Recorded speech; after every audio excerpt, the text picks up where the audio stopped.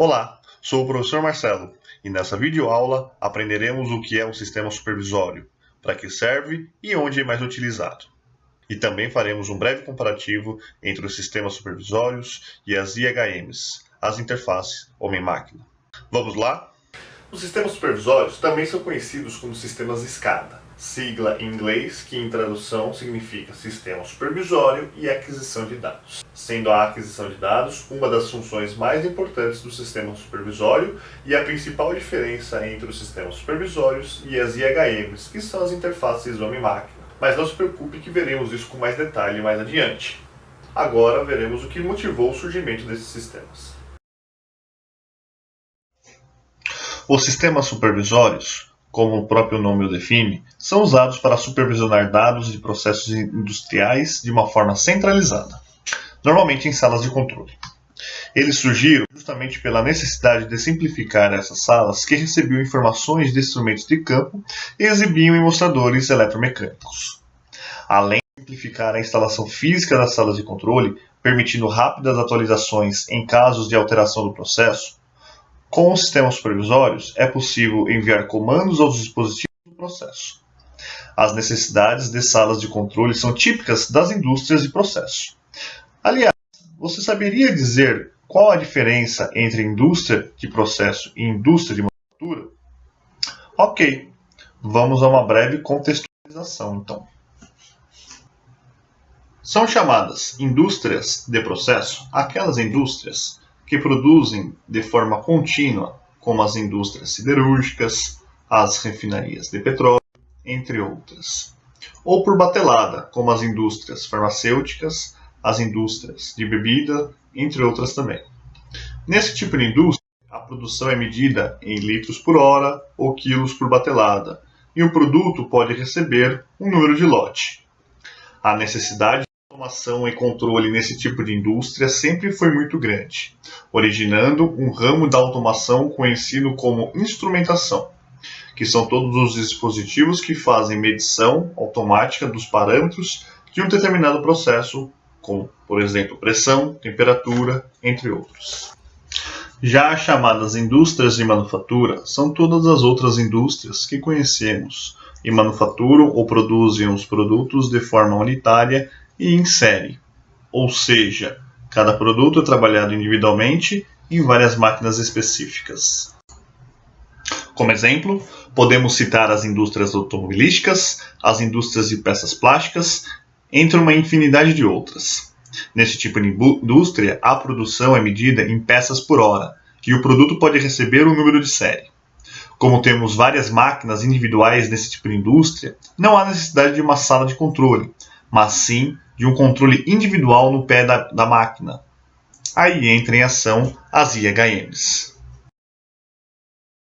As IHMs, ou interface homem-máquinas, são dispositivos eletrônicos que servem para fazer operação de máquinas. Assim como os sistemas supervisórios, as IHMs também surgiram para simplificar os painéis de comando das máquinas, antes cheios de botões e lâmpadas sinalizadoras. Porém, há importantes diferenças entre eles. Perceba que há muitas semelhanças entre os sistemas supervisórios e as IHMs, mas há também diferenças importantes, que vamos conhecer agora. Enquanto as IHMs servem para operar máquina de forma local, sistemas supervisórios operam e supervisionam processos produtivos inteiros. Por isso mesmo, IHMs são mais comuns na indústria de manufatura, como vimos, e os sistemas supervisórios são mais comuns em indústrias de processo. As IHMs são equipamentos eletrônicos construídos para operar no chão de fábrica, e os sistemas supervisórios são softwares de PC, que devem operar preferencialmente em ambientes controlados, como as salas de controle. Somente os sistemas supervisórios podem fazer aquisição de dados para armazenar em bancos de dados. As IHMs não têm essa capacidade. Sistemas supervisórios podem se comunicar com vários LPs que estão espalhados ao longo do processo. Já as IHMs são normalmente dedicadas a apenas um CLP. Por fim, as telas das IHMs são normalmente mais simples graficamente, quando comparadas com as telas dos sistemas supervisórios. Isso porque, no caso das IHMs, o operador está próximo à máquina e tem uma visão clara do que está acontecendo. Já nos sistemas supervisórios, o operador está em uma sala de controle e os gráficos acabam facilitando a localização geográfica dos parâmetros que ele está lendo na tela. Claro que o avanço da tecnologia já faz existir algumas exceções tecnológicas, onde fica até mesmo difícil classificar um sistema como IHM ou sistema supervisório.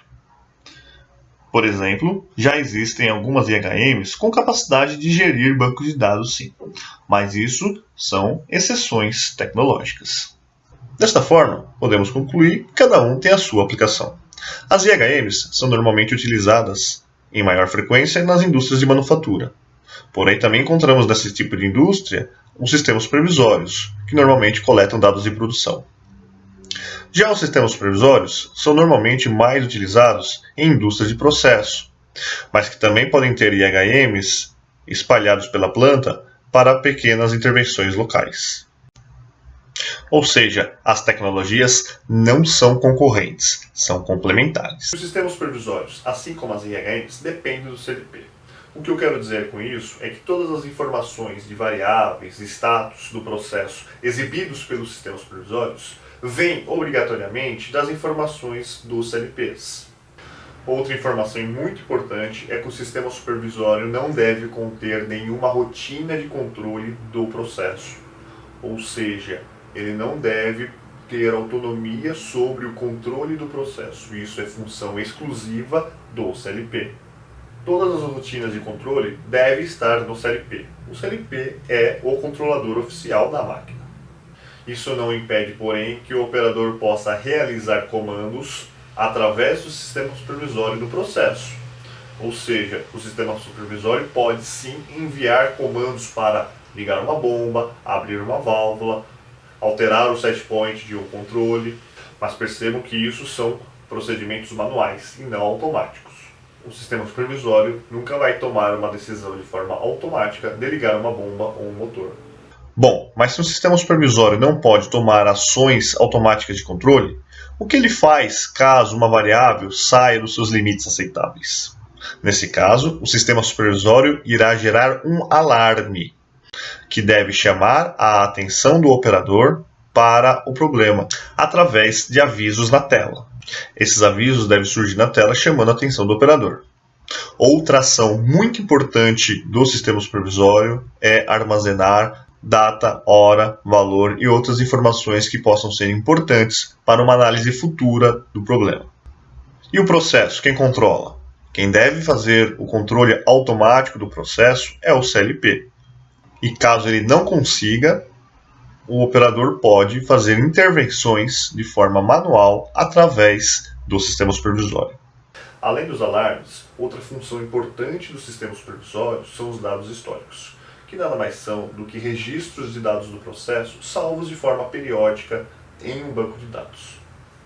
Ou seja, enquanto os alarmes são desvios de processo, dados históricos são dados que são gerados sempre de forma periódica durante todo o processo de fabricação de um produto.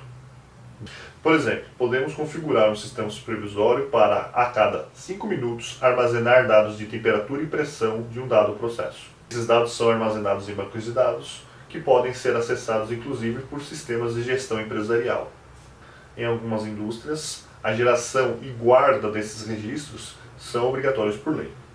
Bom, espero que possam ter aprendido para que serve um sistema supervisório e suas aplicações. Até o próximo vídeo.